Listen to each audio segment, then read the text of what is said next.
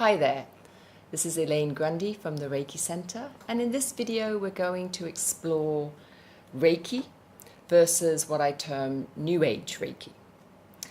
Reiki for me is a very simple, a very pure, and a very non-philosophical balancing technique.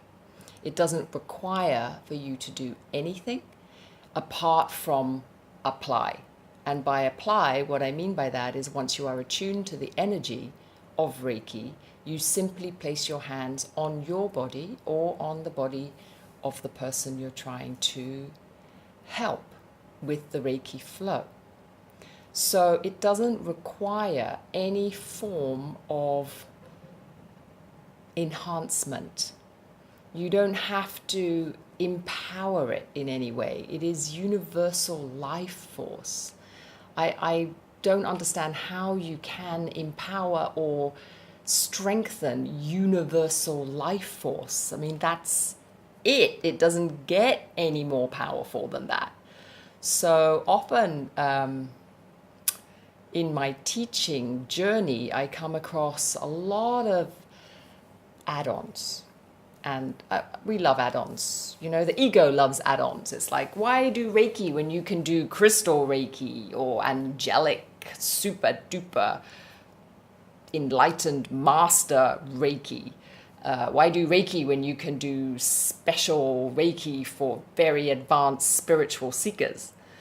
And I'm joking, but there is a lot of this emphasis on the additional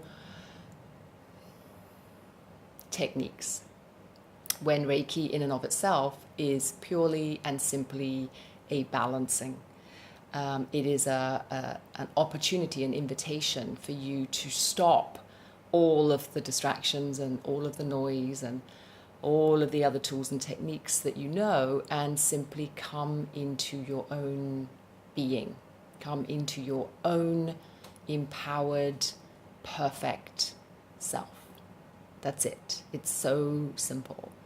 And notice how the ego struggles with that and how the ego wants to make it more special. You know, like let's do an invocation and let's bring in the crystals and let's call in the ascended masters.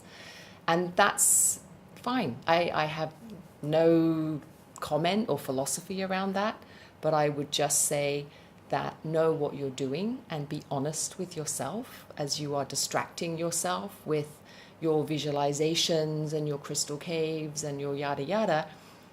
Are you honestly coming into yourself, or are you going into your imagination?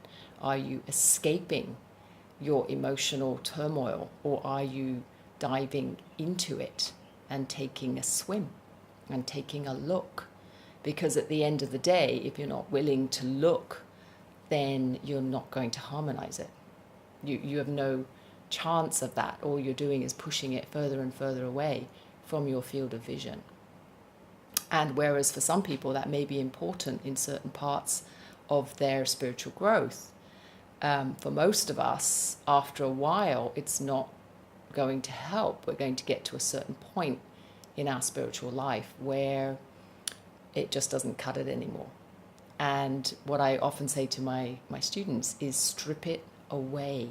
Stop doing all these added and additional extras and come back into the simplicity, which is simply you put your hands on your body and you are open to whatever comes up, to the emotions that may come up, to the sensations, to the boredom, to whatever comes up, and you sit with it and you sit with it and you sit with it and you see what the truth of your inner life is really telling you.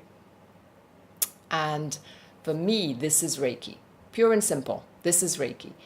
Reiki, the way that it's seen in a lot of New Age circles and the way that people use Reiki or teach Reiki, with all this additional palaver that goes around it, is not only unhelpful for the average person on the street who finds it all mildly ridiculous, but is also unhelpful for us, for those of us who are actually serious Reiki practitioners. It doesn't help to be constantly calling on external forces, and it doesn't help to be wrapped in ritual so that every single Reiki process has to have some kind of restriction around it. And by restriction, I'm talking about what you can and can't eat, what you can and can't wear, what you can and can't say or think or do, or any of these kinds of things that are coming up. I mean, some people have told me, oh, you can't be a Reiki practitioner unless you're a vegan. You can't be a Reiki practitioner unless you give up my gin and tonics. I'm not giving up my gin and tonics, people. But it's just this idea that there are restrictions around universal life force. And that, to me, my logical mind says that makes no sense, because everything, including gin and tonics, are universal life force.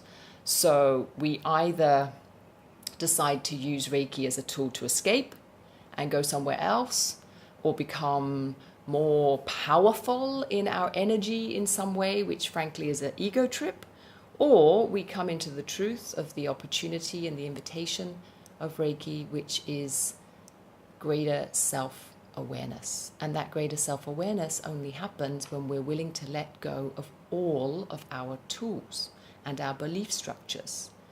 And that can only happen when we stop pretending it's some kind of new age thing that we're doing, and really to come into a much more meditative, honest, and open approach to the way we do Reiki.